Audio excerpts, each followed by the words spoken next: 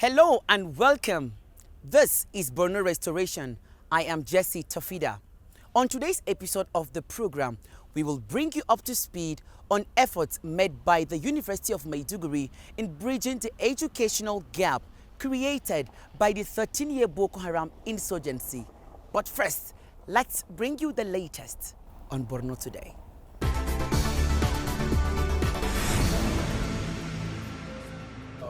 Another phase of palliative distribution exercise by the state governor, Babagana Zulu.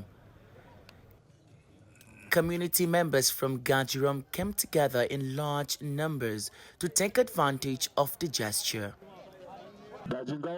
In charge of the distribution is Governor Babagana Zulu. He points out that tremendous progress has also been made in all vital areas of infrastructure, security, education and health, aside the provision of palliative. The quantum of humanitarian support that we have been rendering compared to what we have been given in the year 2019 has been reduced by about 50% or more than 50% because of the emergence of peace in this part of this country. Last time I visited Damasak and I told the residents that government will no more provide humanitarian support to residents of Damasak. Before then, we used to Bama at least 4 to 5 times per year, 6 times per annum. Now, we just went to Bama once a year. So gradually we are transiting. The governor insists that instead of depending on short-term solution, there is need to develop a long-time sustainable plan. Food insecurity is the worst form of insecurity. I don't think there's anything we can do better than providing food support to the people. We are not trying to create dependence. But you have seen what we have started in terms of agriculture. We are trying to strengthen the resilience of the community. So people should take note of what we are doing. It's a necessity. We provide food during droughts and we provide food and non-food items to areas that are extremely affected by the insurgency. And gradually we are now transiting out.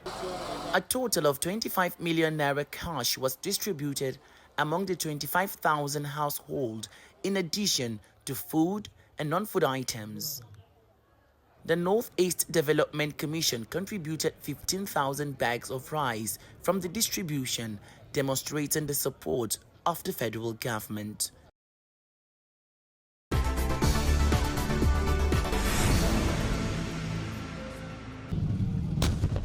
The Nigerian military has continued to intensify onslaught against terrorists bedeviling the country. In Northeast region, the joint operation Hadinkai has recorded successes with relative peace now being enjoyed. It has also rescued thousands of captives from Boko Haram insurgents. These additional 44 persons were rescued on the 16th of April 2024 during an intensive operation by the military at Timbuktu Triangle, Damboa General Area. They consist of 2 male adults, 14 women, and 28 children. The Nigerian military has remained steadfast and committed to its mandate. That is the mandate of the Joint Task Force Northeast Operation Hadinkai, which is the return of normalcy and restoration of socioeconomic activities to the Northeast region. The Nigerian military continue to preach peace to the terrorists, that we're all brothers and sisters, and the Nigerian project remains foremost to all of us. Let them come out. Let them come out and embrace peace, and we move forward. The Borno State government is happy with this development. It pledges to provide adequate rehabilitation to the survivors to help them pick the pieces of their lives. There's an excellent synergy existing between the Borno State government and the military in particular, and of course other security agencies. And that is why we are recording successes, and that is why more of them are being brought out of the bush, and that is why there is excellent security. People are going to farm in Borno State. You can travel to Konduga, go to Marte, go to Bama, go to Banki. This is because there is peace in Borno, there is security in Borno, and this is as a result of the collaboration between the government and the military. The handing over of these 44 persons is testament of the result of the ongoing fight against insurgency, which the army promised to sustain the tempo.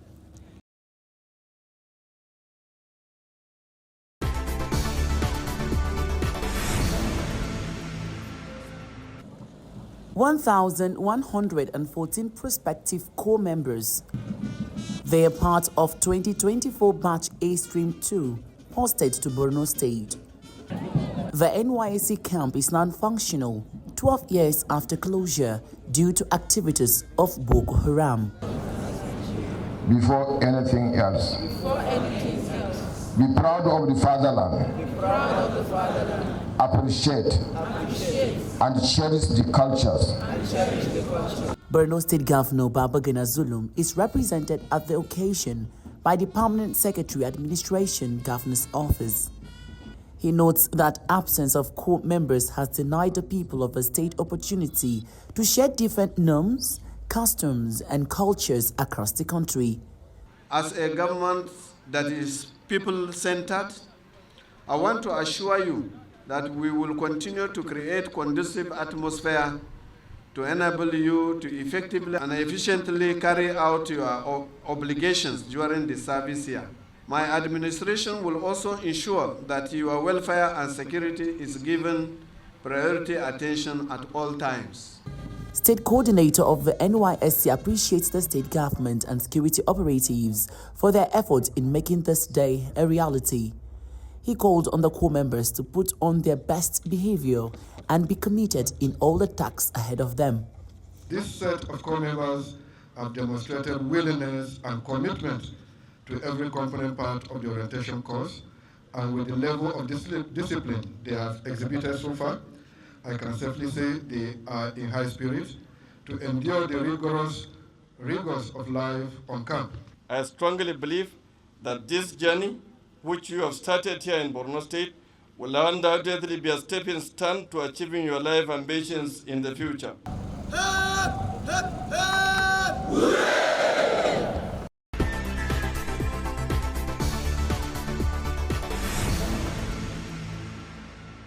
The growth of any society depends on the level of education of its citizens. The education sector in Borno has been devastated by over a decade-long insurgency, thereby forcing thousands of children to be out of school. But the University of Maiduguri remained functional even during the peak of the insurgency, all in an effort to ensure students carry on with their studies. Let's take this report.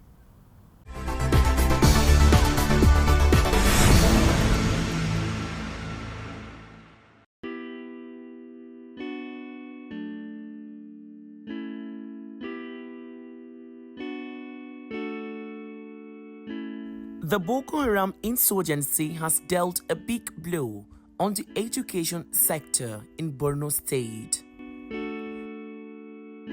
Attacks on schools and abductions of students has caused a huge setback to efforts by government and private sector in improving education. In northeast Nigeria alone, more than 1,400 schools have been destroyed since 2009.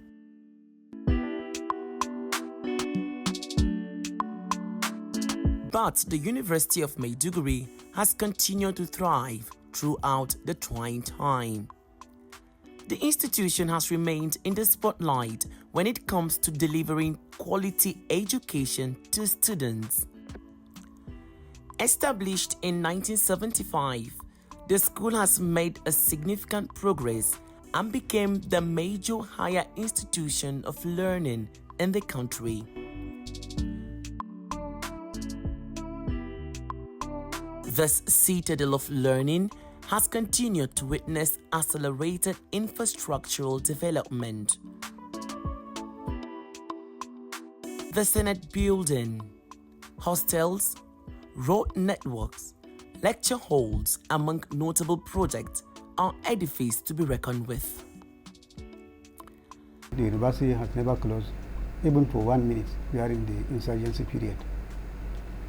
This was largely because of the fact that we had support from the military, we had support from the state government, and the whole campus was secured to some extent.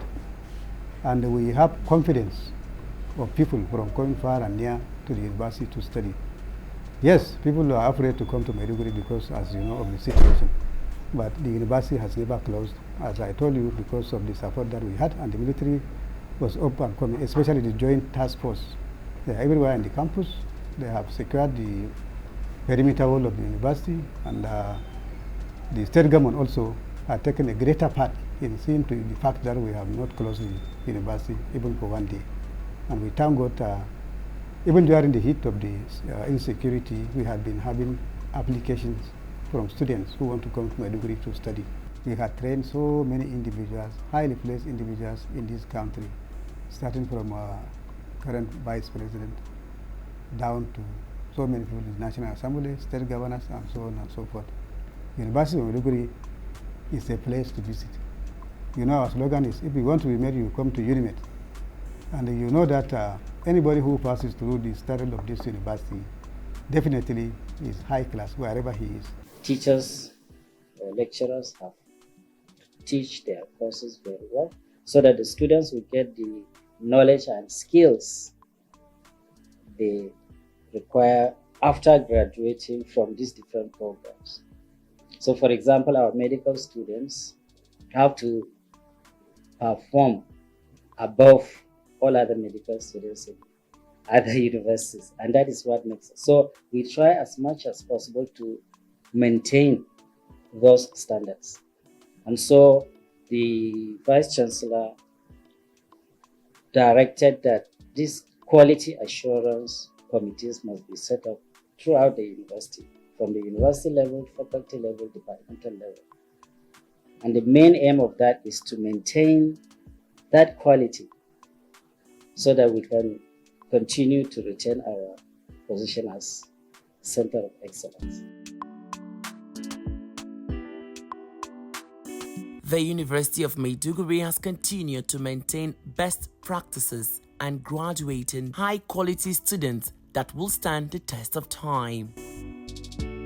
The school has over 10 faculties to include agriculture, education, management sciences, social sciences, arts, College of Medical Sciences, engineering, law, pharmacy, science, veterinary medicine, and others. The performance of the students has improved during the regime of Aliu Shugaba.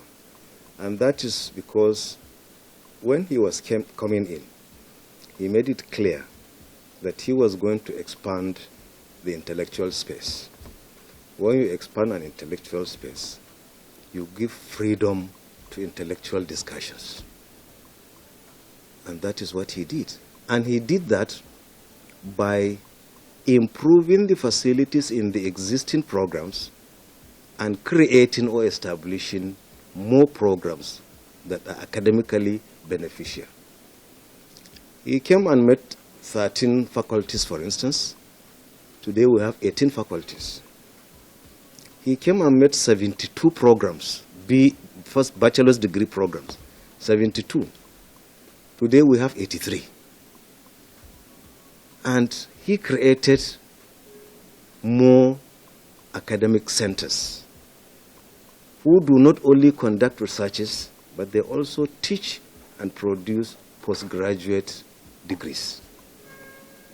So he has actually improved the academic status of this university. Right from the inceptional stages, carried along all concerned user departments with the implementers to the end users in ensuring that at least the conceptual perception of what is to be conceived and then realized to fruition at least stands to the functional requirements of the user department that comes. So he carries all along. Then the confidence and trust that he has invested on about all the people he has worked with. That's why We, generally speaking, here, all his subordinates have never failed him. The massive investment in the University of Maiduguri is a deliberate attempt by the federal government at revamping the education sector and making the university one of the best tertiary institutions in Nigeria and beyond. Indeed, if you want to be made, come to Unimaid.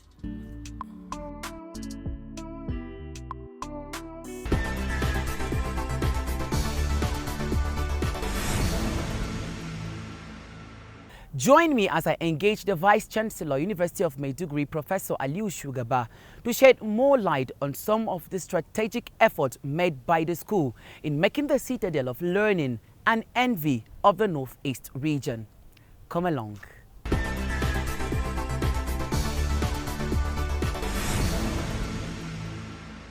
From the Vice Chancellor to the other principal officers, to members of management, other members of management, Senate, council, staff, and students. We have always been thinking of moving in one direction, and that direction is to take the university to the highest level. To take the university to a level that makes it to continue to remain relevant as a university, executing its mandate. The core mandates, of course, are teaching and learning, research, and community service. The university has never derailed from that.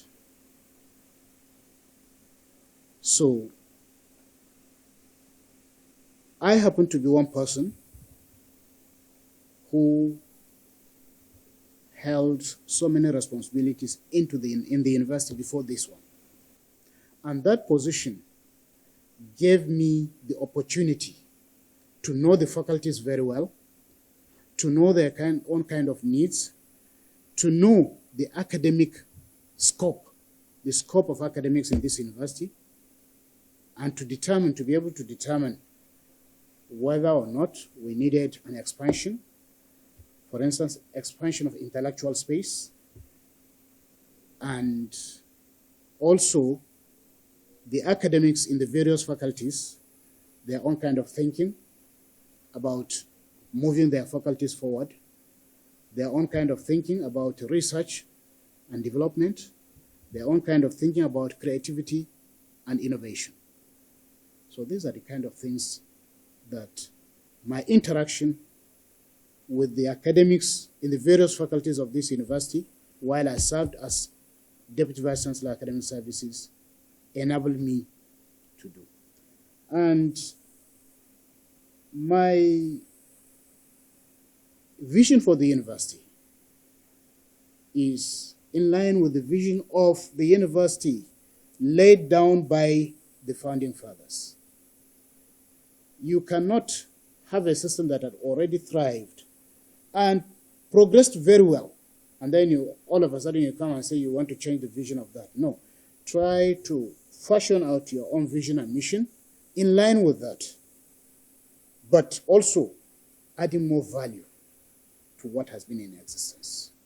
If you have to work and achieve things, you have to work with people. And while working with people, you have to also understand them very well, understand their psychology as well. But every human being who is working for you or for a system that you are heading will want you to give him maximum support for him. While you are achieving that success for yourself and for the system, if you support him, you also achieve success for himself. The ultimate objective of the Vice Chancellor is to see that during his tenure, the university reaches the highest level it could reach at that time. But the Vice Chancellor cannot do it alone. He has to do it with other people. And doing it with other people, it means that you have to support them to also develop the capacity to be able to support the university in that developmental, efforts. So these are the kind of things that run in my head, and I want to look at every person as being important. While I served as the Vice Chancellor in this university, I have always, right from my time as Deputy Vice Chancellor Academic Services, I have always considered every single faculty and department in this university very important. And if you attach that importance to every faculty and every department, then you have to also attach importance to the academic staff and even the non-teaching staff that are working in those. This university has recorded some progress. The next thing he did, he started looking for people who would lead him to Indimi. Unfortunately enough, we got Professor Dili Dogo, who was very close to the man. Not only that, when I became the Vice Chancellor too, we saw the need for the university to venture into programs like oil and gas engineering. It has been a matter of consideration even in the time of my predecessor, but we couldn't get headway with it. No progress was made. So when I became the Vice Chancellor, we approached the Group Managing Director, who is also a graduate of this university, and graciously he listened to us and decided to grant us a multi-billion naira building. This is a university that was laid on solid foundation. Our founding fathers made a lot of sacrifices, and those sacrifices brought the university to a standard, to a level that whosoever is there as a leader and all of the academics that are working with that leader have agreed that we have come up with a university that is the pride of all of us. Our own is to continue to develop the university, no matter the odds, no matter the challenge.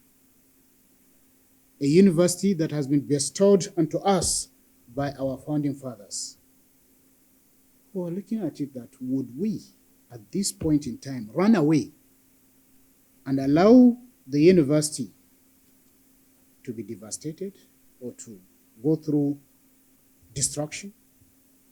No. Just like our founding fathers made sacrifices, many of them had ample opportunities elsewhere, but they chose to remain because they wanted to build a system here. Even the Minister for Education in 2017 came to this university and said, why don't we close the university? And he made a very strong resolution of Senate saying that, no, we're not going to close the university. If we had closed the university, where are the students going? Where would they be? The only road leading out of Maiduguri is the Kano-Maiduguri road, passing through Damatru. And that road itself is dangerous. All other roads are closed. Anybody who follows it would be part of the Boko Haram. We didn't want to sacrifice our students to Boko Haram. That is another consideration. We didn't want our students, instead of staying on campus to learn and for us to continue to teach them, we just allow them to go and be taken advantage of by Boko Haram. That was one thing we considered. And at that time, how many students did we have? We had, the student population at that time was almost 48,000. We had to decide to keep them engaged. So the students understood our body language.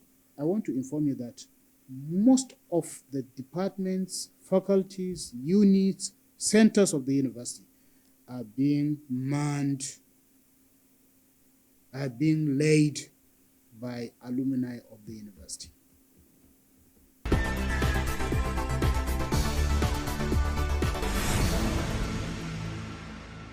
And that's our package on this episode of Borno Restoration. Many thanks for watching. I'm Jessie Tofida. See you next time. Bye-bye.